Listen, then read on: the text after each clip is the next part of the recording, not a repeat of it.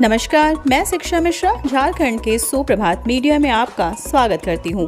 दोस्तों, झारखंड के तमाम छोटी बड़ी खबरों को जानने के लिए हमारे चैनल को सब्सक्राइब करें और साथ ही कमेंट सेक्शन में ज़रूर बताएं कि आप झारखंड के किस जिले से हमारे न्यूज़ को देख रहे हैं।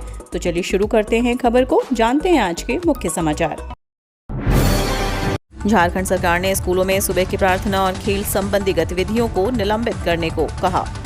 देश के कुछ राज्यों में बढ़ते कोविड-19 के मामलों को देखते हुए झारखंड के स्कूल शिक्षा और साक्षरता विभाग ने विद्यालयों को सुबह की प्रार्थना सभा, सांस्कृतिक कार्यक्रम और खेल संबंधी गतिविधियों को निलंबित करने के लिए कहा है। अधिकारियों ने यह जानकारी दी। स्कूल शिक्षा और साक्षरता विभाग ने कुछ राज्यों में महामारी के बढ़ते मामलों के आलोक में झारखंड के स्कूलों के लिए एक नया कोविड-19 दिशा निर्देश जारी किया है। आधिकारिक विज्ञप्ति के अनुसार नए दिशा निर्देश में स्कूलों को निकटतम स्वास्थ्य केंद्रों के साथ समन्वय में नियमित रूप से स्वास्थ्य जांच करने के लिए कहा गया। इसके अलावा जिला प्रशासन को छात्रों और शिक्षकों को बिना पूर्व निर्धारित क्रम के कोविड-19 परीक्षण सुनिश्चित करने के दिशा निर्देश दिए गए। कृषि मंत्री ने कहा कि राज्य में बनेंगे 100 स्मार्ट विलेज, वन अम्ब्रेला की नीति के तहत होगा कृषि क्षेत्र का विकास। कृषि मंत्री बादल पत्रलेख ने कहा कि झारखंड राज्य में 100 स्मार्ट विलेज बनाए जाएंगे, जिसकी अनुशंसा विधायक और सांसद के द्वारा की जाएगी। यह सभी स्मार्ट विलेज वन अम्ब्रेला नीति के तहत विकसित किए जाएंगे, जहां पर कृषि से संबंधित योजनाओं को लागू किया जाएगा। योजना में विभिन्न स्तर पर सहकारी समिति का गठन कर विकास की रूपरेखा तैयार की जाएगी। कृषि सहकारिता और पशुपालन विभाग की समीक्षा करने के बाद मीडिया से बातचीत करते हुए कृषि मंत्री ने ये बातें कही। कृषि मंत्री ने कहा कि स्मार्ट विलेज की रूपरेखा तैयार की जा रही है। उन्होंने बताया कि दुग्ध के लिए सहकारिता समिति का गठन किया जाएगा तथा कोऑपरेटिव को कुल लागत में से 50% अनुदान के रूप में उपलब्ध कराई जाएगी। उन्होंने बताया कि पलामू, साहिबगंज और देवघर के सारठ में डेयरी प्लांट लगभग तैयार हो चुके हैं, उन्हें जल्द चालू किया जाएगा। केंद्रीय मंत्री ने कहा, झारखंड के जनजातीय बहुल इलाकों में खुलेंगे सैनिक स्कूल। केंद्र सरकार झारखंड के जनजातीय बहुल क्षेत्रों में सैनिक स्कूल खोलने की तैयारी कर रही है। केंद्रीय शिक्षा राज्य मंत्री अन्नपूर्णा देवी ने हजारीबाग के मेरू स्थित बीएसएफ के सहायक प्रशिक्षण केंद्र में यह जानकारी दी। उन्होंने कहा कि शुरुआत से ही छात्रों को सेना के लिए तैयार करने की योजना है। इस दिशा में प्रधानमंत्री नरेंद्र मोदी के नेतृत्व में केंद्र सरकार तेजी से काम कर रही है।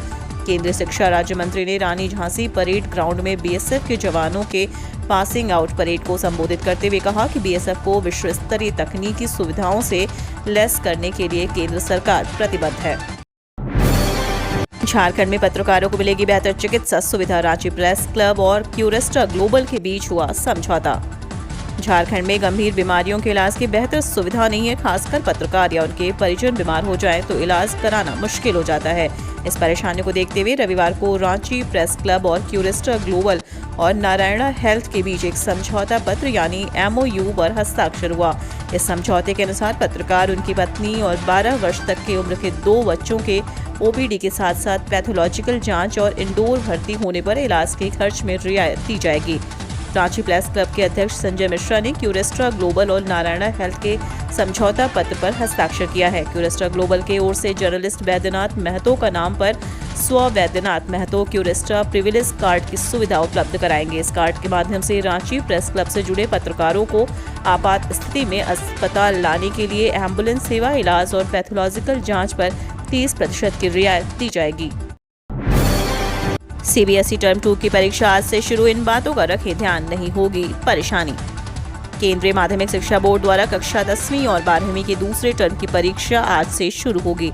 बोर्ड ने परीक्षा से संबंधित कुछ गाइडलाइन जारी किए हैं, जिससे सभी छात्रों के लिए फॉलो करना बेहद जरूरी है। कक्षा 10वीं के दूसरे टर्म की परीक्षा 24 मई तक चलेगी, जबकि 12वीं की परीक्षा 15 जून 2022 तक होगी। कक्षा 10वीं के टर्म 2 की परीक्षा के पहले दिन पेंटिंग और कुछ भाषाओं का पेपर आयोजित किया जाएगा। वहीं कक्षा 12 के छात्र पहले दिन entrepreneurship and beauty and wellness का पेपर लिखेंगे। इस परीक्षा में छात्रों से सब्जेक्टिव और ऑब्जेक्टिव दोनों तरह के सवाल पूछे जाएंगे।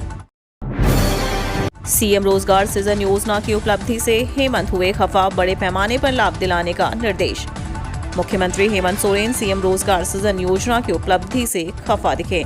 उन्होंने कहा कि मुख्यमंत्री रोजगार सृजन योजना का लाभ अधिक से अधिक लोगों को देना होगा। योजना लागू हुए 1 वर्ष हो गया, लेकिन उम्मीद के अनुरूप परिणाम नहीं दिख रहा है। इस योजना का लाभ बड़े पैमाने पर देना सुनिश्चित करें।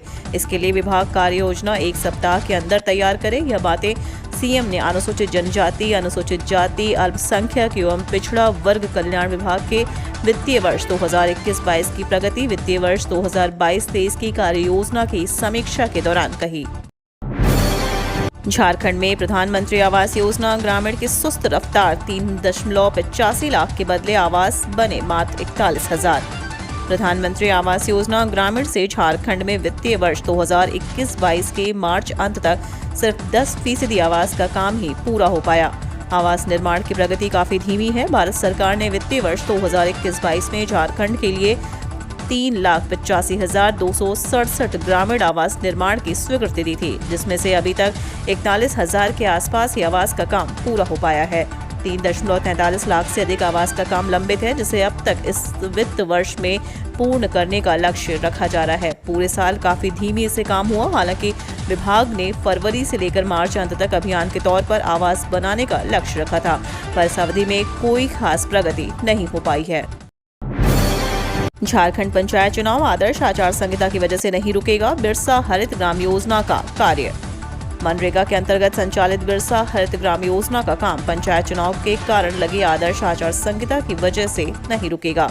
राज्य निर्वाचन आयोग ने बिरसा हरित ग्राम योजना के क्रियान्वयन, निविदा प्रक्रिया एवं योजनाओं को स्वीकृति देने के लिए अपनी सहमति प्रदान कर दी है। इसके बाद ग्रामीण विकास विभाग ने सभी जिलों के उप विकास आयुक्त सह जिला कार्यक्रम समन्वयक झारखंड को पत्र लिखा है और बिरसा हरित ग्राम योजना के क्रियान्वयन निर्धारित समय सारणी के साथ करने का निर्देश दिया है। झारखंड के साथ भेदभाव, 15 रुपए यूनिट बिजली पावर एक्सचेंज खरीदने को JBVNL हुआ मजबूर। सिंगल इंजन की सरकार के साथ किस प्रकार का सौतेला व्यवहार होता है, इसका सबसे बड़ा उदाहरण झारखंड के कोयला और बिजली क्षेत्र में देखने को मिल रहा है।